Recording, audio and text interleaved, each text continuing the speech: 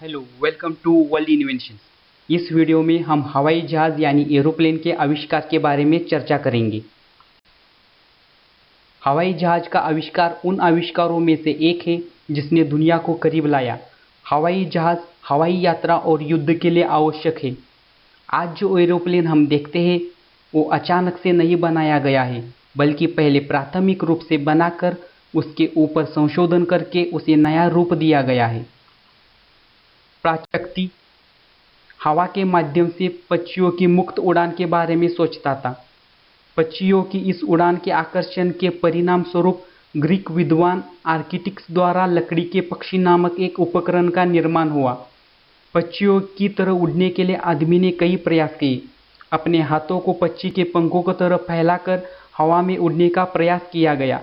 बाद में यह महसूस किया गया कि हवा में उड़ान भरने के लिए हाथों का बहुत मजबूत होना चाहिए और उसका दिल प्रति मिनट वर्तमान धड़कन से बहुत तेज धड़कना चाहिए। तो संशोधन की शुरुआत होती है बलून्स एज से।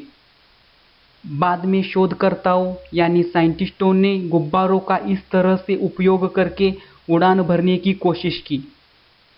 दो फ्रांस के साइंटिस्ट जेएफ पिलाट्रे डी रोजियर और मार्कस डी अर्लैंड्स ने कुछ मील की दूरी तक पेरिस से ऊपर से उड़ान भरकर इतिहास रच दिया। यह गुब्बारे यानी बलून्स के साथ मनुष्य की पहली सफल उड़ान थी। बाद में सभी प्रयास गुब्बारों के साथ किए गए। बलून्स की एक कमी यह थी कि उन्हें निर्देशित करने का तरीका तब तक नहीं खोजा गया था। सन 1900 के करीब बलून्स का उपयोग करके उड़ान भरने में गिरावट आई। उसके बाद आता है ग्लाइडर एज। ग्लाइडर एरोप्लेन की तरह ही एक वाहन है जो एविएशन के लिए यूज किया जाता है। बलून एज के समय से ही ग्लाइडर से संबंधित प्रयोग कई यूरोपीय देशों में किए गए थे। जॉर्ज कायले नामक एक अंग्रेजी साइंटिस्ट ने 1804 में पहला ग्लाइडर बनाया था। उस ग्लाइडर को पायलट द्वारा उतनी अच्छी तरह नियंत्रित नहीं किया जा सकता था। जिस ग्लाइडर को पायलट द्वारा नियंत्रित किया जा सकता था उसका आविष्कार जर्मन वैज्ञानिक लिलियंथल ने किया था। यही ग्लाइडर जो लिलियंथल ने बनाया था वह आगे जाकर ऑरविले राइट और विल्बर राइट द्वारा किए गए प्रयोगों के लिए आधार बना। Right brother work. Right brother बचपन से ही एक साइकिल की शॉप में काम करते थे। वहां उन्हें हवाई जहाज बनाने के लिए आवश्यक ज्ञान मिला था। राइट ब्रदर ने 4 साल की छोटी अवधि में इस तरह से ग्लाइडर का उपयोग करके कई उड़ानें भरी। उन्होंने एरो मॉडलिंग के बारे में बहुत सारी जानकारी एकत्रित की और उस पर और अधिक शोध किया। 1902 में राइट ब्रदर ने किट्टी हॉक फ्लायर नामक एक यंत्र बनाया। उस किट्टी हॉक फ्लायर की पहली उड़ान किसे लेनी है यह टॉस द्वारा तय किया गया। टॉस विल्बर राइट ने जीता।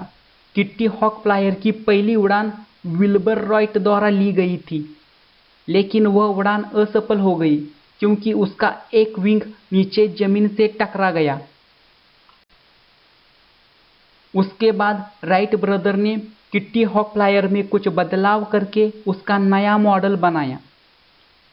17 दिसंबर 1903 इतिहास में यादगार दिन बन गया। उस दिन किट्टी हॉक फ्लायर का नया मॉडल उड़ान के लिए तैयार हो गया। उस दिन पायलट थे ऑरविले राइट। उस दिन राइट फ्लायर ने अपनी सक्सेसफुल उड़ान भर दी।